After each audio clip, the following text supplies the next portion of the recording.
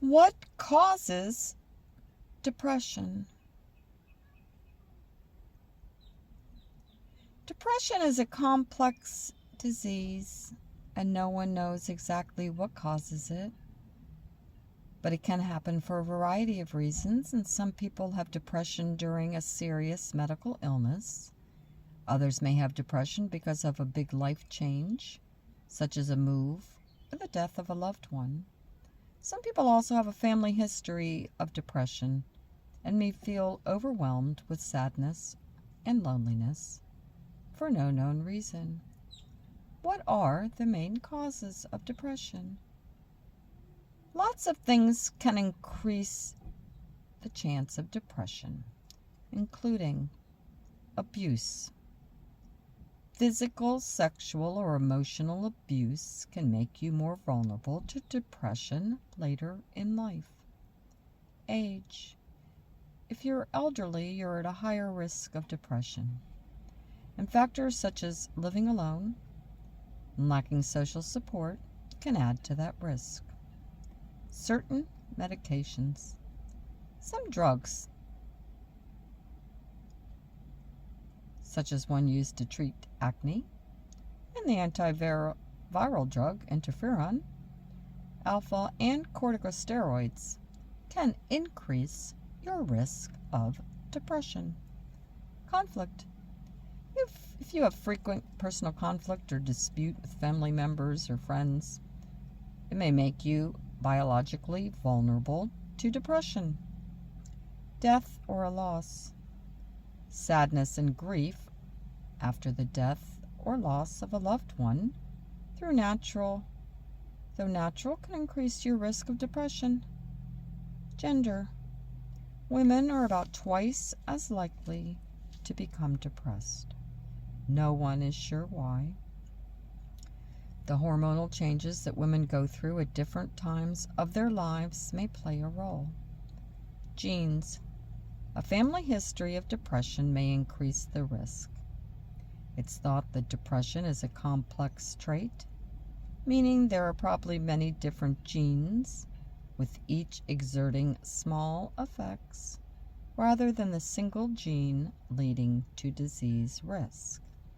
The genetics of depression, like most psychiatric disorders, is not as simple as that of purely genetic diseases, such as Huntington's chorea or cystic fibrosis. Major events, even good events, such as starting a new job, graduating, or getting married, can lead to depression. So can moving, losing a job or income, getting divorced, or retiring. However, the syndrome of clinical depression is never just a normal response to stressful life events. Other personal problems. Problems such as social isolation due to other mental illnesses, or being cast out of your family or social group, can add to your risk for clinical depression. Serious illnesses. Sometimes depression happens along with a major illness or may be triggered by another medical condition. Substance misuse. Nearly 30% of people with substance misuse problems also have major or clinical depression. Even if drugs or alcohol temporarily makes you feel better, they ultimately will worsen your depression. Depression causes and biology.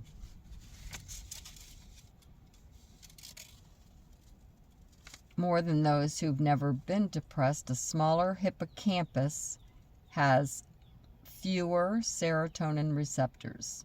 Serotonin is one of the brain chemicals known as neurotransmitters, and these chemicals allow communication across circuits that connect the brain regions involved in processing emotions. Scientists don't know why the hippocampus may be smaller in some people with depression, but some research shows that the stress hormone cortisol is produced in excess in depressed people, and cortisol has a toxic or shrinking effect on the hippocampus. Some experts think depressed people may simply be born with a smaller hippocampus and are that inclined to have depression. There are many other brain regions and pathways between specific regions that are thought to be involved with depression, and probably there's no single brain structure or pathway that fully accounts for clinical depression. One thing is certain, depression is a complex illness with many contributing factors, and the latest scans and studies of the brain's structure and function suggest that antidepressants also exert neurotropic effects. That means that they sustain the nerve cells and prevent them from dying, allowing them to form stronger connections to withstand biological stress. How are genetics and depression linked? We know that depression can sometimes run in families, and that suggests that there are at least partial genetic link to depression. Children, siblings, and parents of people with severe depression are more likely than their general population to have depression, and multiple genes interacting with one another in special ways probably lead to the various types of depression that runs in families. Yet despite the evidence of a family link to depression, it's unlikely that there is a single depression gene. Rather, many such genes, each with a small effect, contribute to depression when they interact with the environment. Heredity appears to play an even bigger role in more severe forms of depression. And whether you inherit the tendency towards depression from your mother's side or your father's side also seems to make a difference. One study found that women were more likely to inherit a tendency towards depression than men, and some genetics risk factors vary based on sex. Medications that cause depression. In certain people, drugs may lead to depression. Drugs have been linked to depression include anticholinergic taken to relieve stomach cramping, barbiturates, benzodiazepines, beta blockers for blood pressure medications, corticosteroids, gabapentin, an anticonvulsant, isotretinoin, an acne medicine, opioids, codeine, morphine, etc., proton pump inhibitors, and they left out, of course, alcohol is actually a depressant. If you take 3 or more medications that are linked to depression, your risk of depression is higher. What's the link between depression and chronic illness? In some people, a chronic illness can cause depression. Chronic illness is one that lasts a very long time and usually cannot be cured completely. However, they often can be controlled through diet, exercise, lifestyle habits, and certain medications. Examples of chronic illnesses linked to depression include diabetes, heart disease, arthritis, kidney disease, HIV and AIDS, autoimmune disorders such as lupus, rheumatoid arthritis, and psoriasis, multiple sclerosis or MS, hypothyroidism, cancer, epilepsy, stroke, Alzheimer's, Parkinson's, and migraines.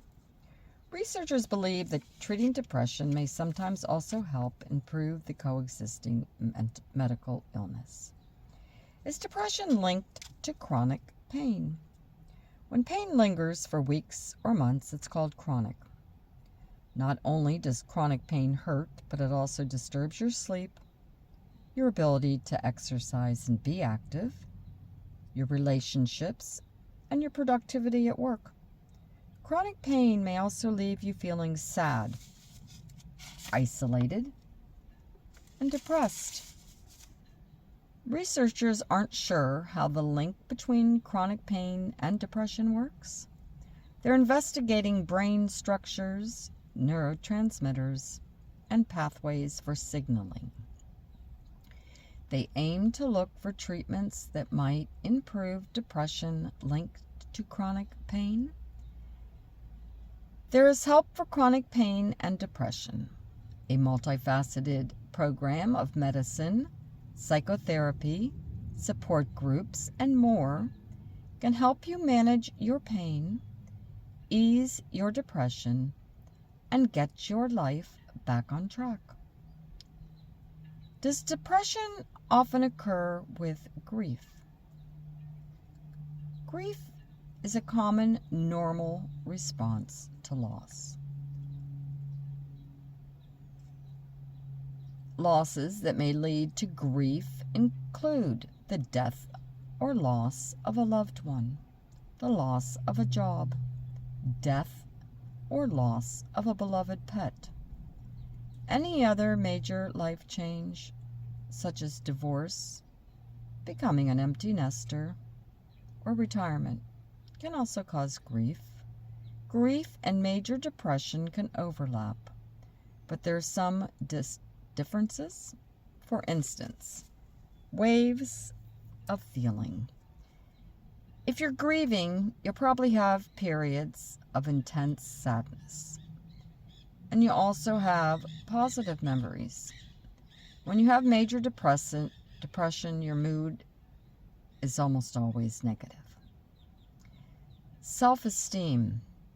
Grief doesn't usually affect your feelings of self-worth. If you have major depression, you're likely to feel worthless at times and experience self-loathing. Researchers know that a loss can lead to a bout of major depression, and it might be more likely if you have an underlying mental health issue or you've gone through other recent losses. Major depression can cause your grief to last longer and be more intense. Takeaways.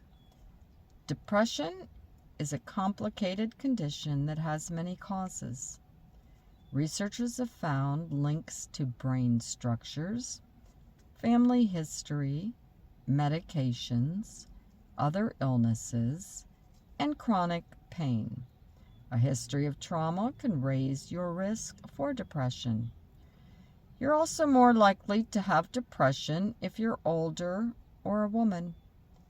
Grief is a natural response to loss and can trigger major depression, which in turn can make grief last longer.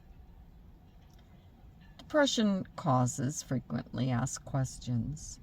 What leads to depression in a person? Researchers suggest that the causes of depression include genetic, biological, psychological, and environmental factors.